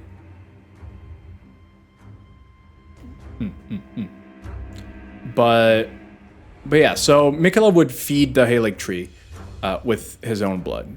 And at the same time, he also welcomes in all of the people who were shunned by the Golden Order. All of the races, all of the factions that the Golden Order is like, nah, you're gross. You're not orderly. You're not perfect. Mikola welcomed them. So Mikola is one, as far as we know, one of the few good characters that we see. Just like Godwyn, the Golden, and nothing bad happened to Godwyn. But nothing bad is going to happen to Mikola. But yeah, most of these are creatures that show aspects of the Crucible. So again, things that would be shunned by the Golden Order. And these include the Misbegotten, the Crystallians, and the Kindred of Rot, which came through because of Melania. But every group that was just unwanted by the rest of society were welcomed in the Halig Tree. But not a chance Mikola's good. Self-says cause. Huh? I'm thinking the same thing. He's too similar to Griffith. Oh no. Not Griffin from Family Guy. But yeah, so speaking of maybe Mikola wasn't as transparent. Good old kind and smart Mikola was something completely different at night. Not literal night, but he was the kind and smart Saint Trina. For those who don't know, in the game, Saint Trina's items, you can find Saint Trina lilies. They are the items that make you sleep. They make you fall asleep. You can inflict sleep on enemies. And in the description of items and things, they're described as looking like a young girl or a young boy. Very androgynous, very David Bowie-like. No one knew who or what she was. But to everyone that she appeared to, Saint Trina was beloved. Saint Trina helped those who had nightmares. Saint Trina helped those who had evil spirits haunting them, like the Omen and things like that. But at the same time, one part that no one talks about is that, with the pots and the arrows and the things that you can put, Saint Trina could have possibly been weaponizing sleep and to control people. But Mikola's cool. But yeah, honestly, just as quick as Mikula donned the cape of Saint Trina, she disappeared. And she was gone. Never to be seen again. Never to be seen again. But what about Moog? I hear you all asking, what about Moog? I want to know about Moog. Well, I'm going to tell you about Moog. So, you know, Moog had some quirky tendencies, we'll call them. Well, we're going to call them, you know, just a little quirky, you know? He's just a little... He's just a little quirky. So he embraced his cursed blood. And he may have gone a little bit too far, you know, getting a little bit too quirky. So, you know, when you find Mikula in the game, he's not in the Halig tree. Not in the Halig tree. So the thing Mikula, I'll end Mikula's situation with this, I guess, or the before present time game, main game, not DLC. Mikula put himself at the heart of the Erd tree, not the Erd tree, sorry. Mikula put himself at the heart of the Halig tree, the tree that he grew with his blood, inside of a cocoon, because he hoped to be reborn. But while he was doing that, while he was in his little cocoon, someone came in and kidnapped him. The cocoon was unprotected. Melania was not there.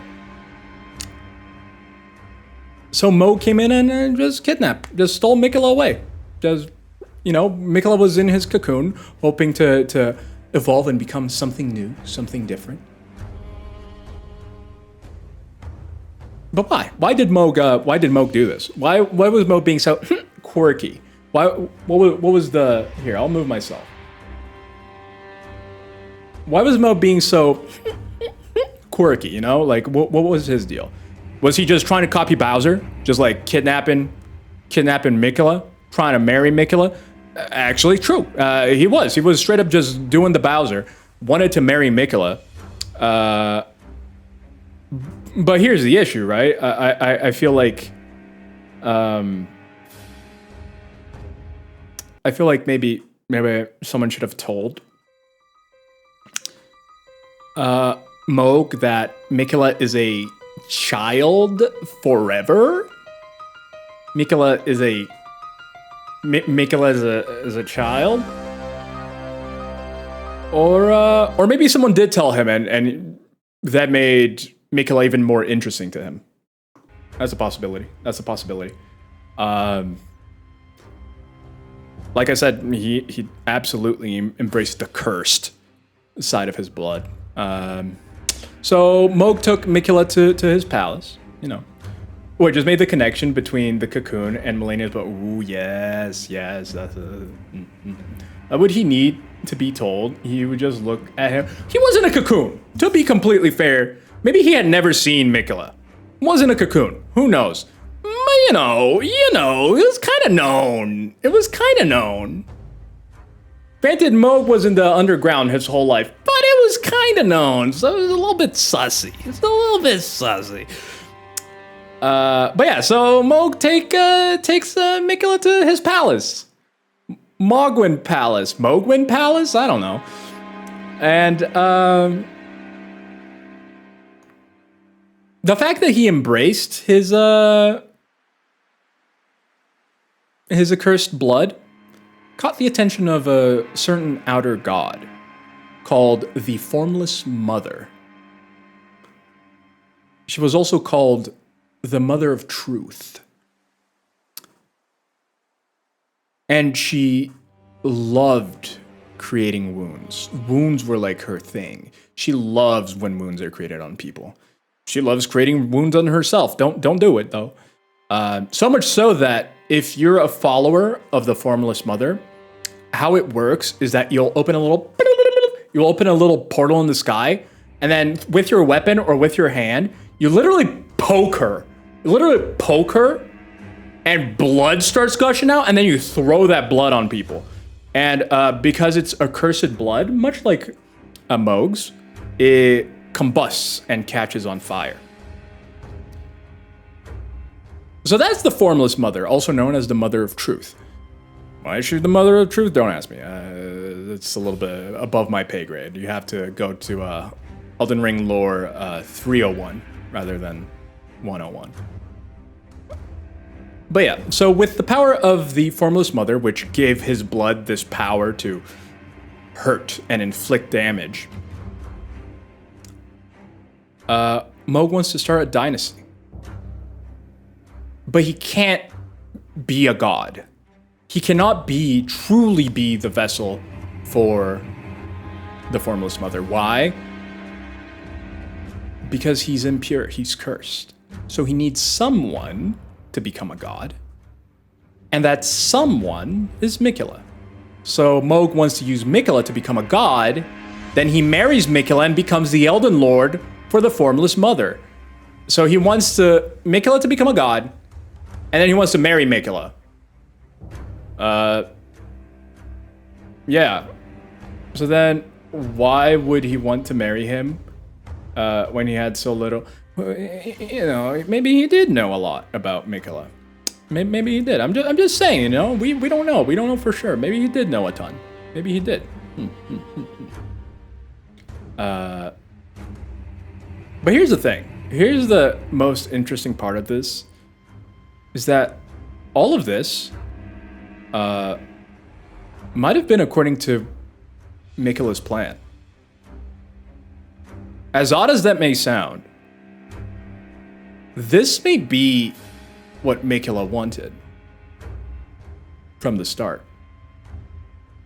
Now, I may say, like, how? That sounds horrible. Why would Miquella want that? Why would Miquella want this?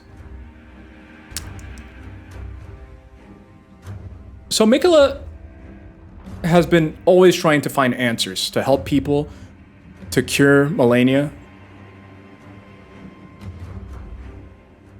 And there's a place that has held many answers that Marika sealed away. And he cannot get there as long as he has two things: his physical body and his grace. He needed to be divested of his grace. And a way to do that, as we have seen from our good friend the Dung Eater, is using cursed blood, cursed omen blood, and put that in people and on people to remove all grace and all possibility of them returning to the Earth Tree. So, through having Moog put accursed blood on him and in him,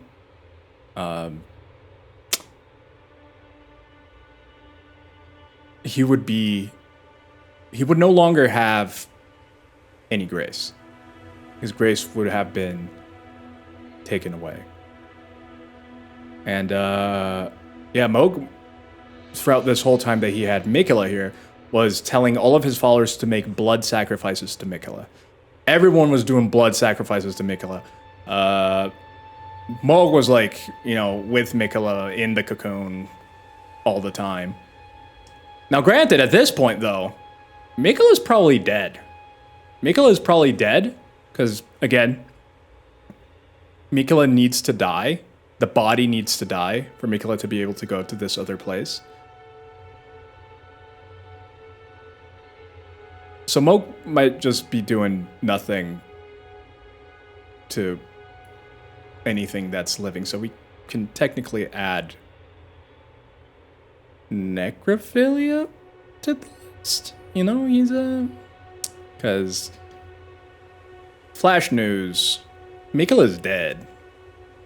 So he successfully removed Miquela's grace and successfully killed Miquela. And in this way, Miquela is free to go to a land that was forbidden by America. Yeah. He is now free to go to the land of shadows. The land of shadows that many of you will know from something that is happening today. And what is Miquela doing there? What does Miquela want?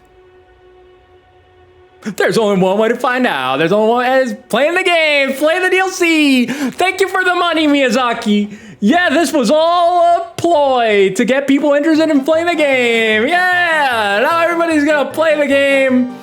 Yep. Play the game, buy the game. It's cool. It's better than any other game you're gonna find out there. They're not gonna put microtransactions. It's good. Now everybody go play it. Yeah. We did it, everybody. But yeah, so there we go. And to finish it off, I think now if you were able to absorb all that information, if you didn't know it before, if you knew it before, probably a little bit easier. But if you didn't know it before, hopefully you were able to absorb a little bit of that. And, well, let's watch the story trailer. Let's watch the story trailer for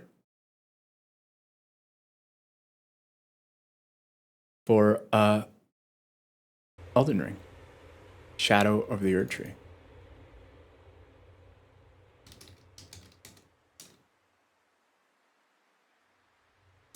Because now you can have a little bit more insight into what's going on there.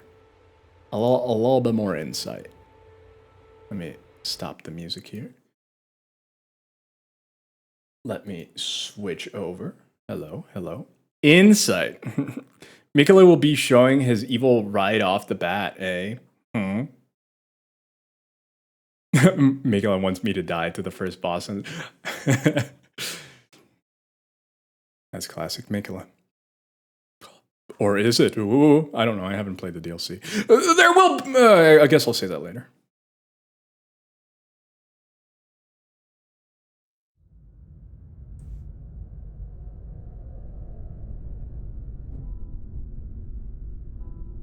Miquela the Kind spoke of the beginning. These are Marika's hands. These are her bracelets. If Demo was around, there is speculation that this is the Glowmite Queen. The seduction and the betrayal.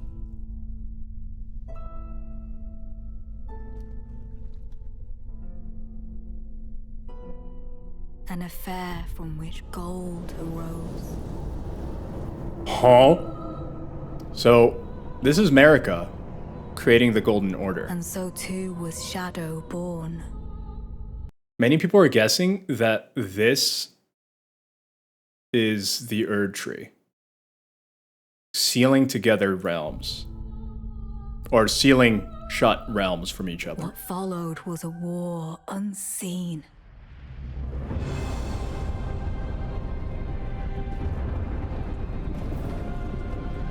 One that could never be put to song.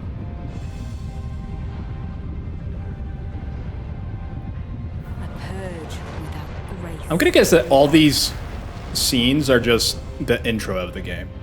The tyranny of Mesmer's flame. There's a lot of Gucci-ness. No! So yeah, here we get a look at Mesmer invading all the places, doing all the stuff to the people. Mesmer appears to be a child of Marika as well. So, again, all this speculation, you guys are probably already playing. You probably have all the answers. You like Mesmer's nose. Vep wants to like be like a suction cup. I go on nose. Be like one of those suction fish. And so kindly Miquela would abandon everything.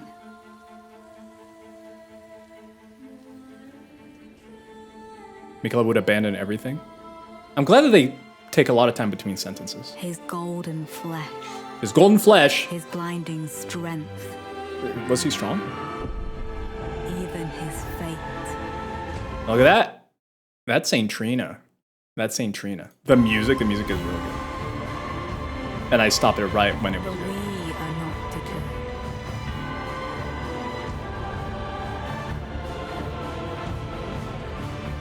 We choose to follow.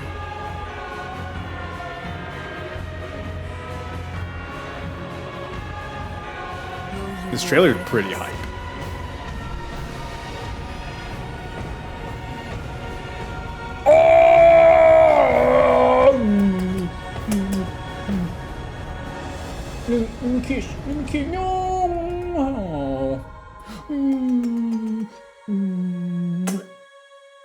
Love that day.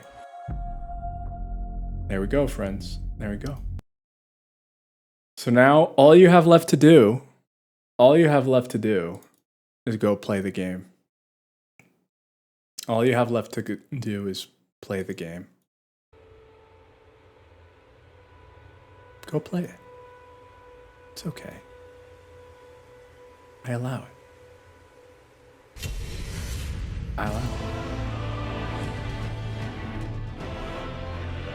Go find Mikela. Go discover what kind Mikela was doing in the land of shadows. Go! Go! Go, I say! Go!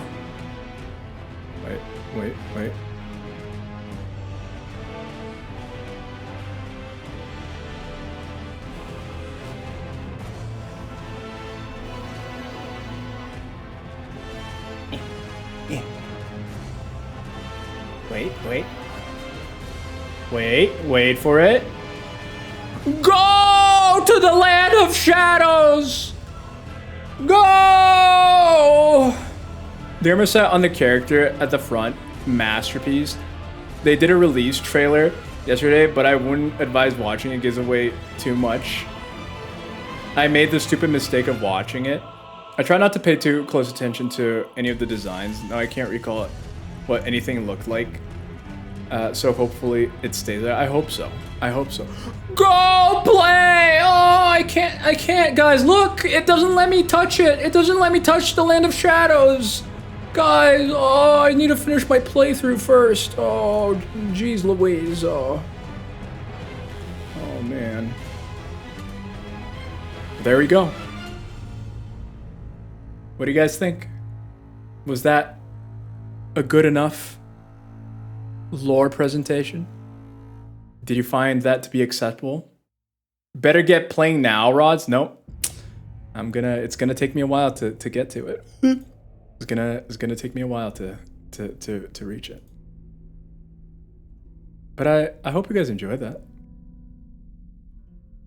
I hope you guys enjoyed it. I hope it was fun. Remember nothing. Thank you for this presentation. No, it was useless. It was useless. All my work, hours of work, weeks of work, years of work.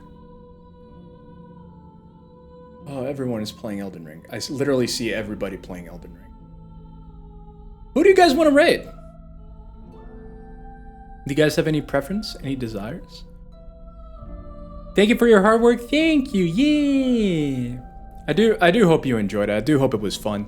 I wanted to give you guys a fun way to experience the lore. So there's definitely a lot of information, but hopefully it was fun and engaging to experience that. I hope you all enjoyed. It was fun to make. I do. At the end of the day, I do enjoy lore. It's been 2 years. The last lore thing I did was at like October 2022. So it was fun to get back in it a little bit. I know that this isn't anything crazy, but it was fun. Time for our next adventure. Yeah, time for you to all go to the lands of shadow. But yeah, who should we raid? Do we have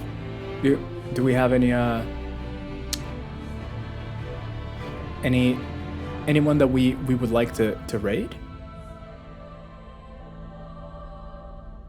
I do need to get going because again, this was not the time that I was expecting to do this, so I do have other things that I need to do that I have no opinion. I am seeing people here, I just don't remember who they are. I have people on my list that I'm following. I'm not gonna raid anyone playing Elden Ring for spoiler reasons, so don't worry. I am going to raid Enchantermon. Let's go raid Jonathan. Enchantermon Jonathan. He is playing Persona 5 Royal, which he has been enjoying, and he, yeah. He's getting through it. Enchanter. Can someone put the raid message? Because ads are about to start, and I don't want to let the ads start. I do not want the ads to start. So the first one is for followers. Second one is for subs. Pick the one you want, raid with me, and you will get to see a world of high schoolers in Japan. But yeah, thank you all. I'm sorry for all the delays. I hope it was worth it. I hope it was fun. And I will see you all hopefully soon. Good night. Goodbye, everybody. Goodbye. Bye.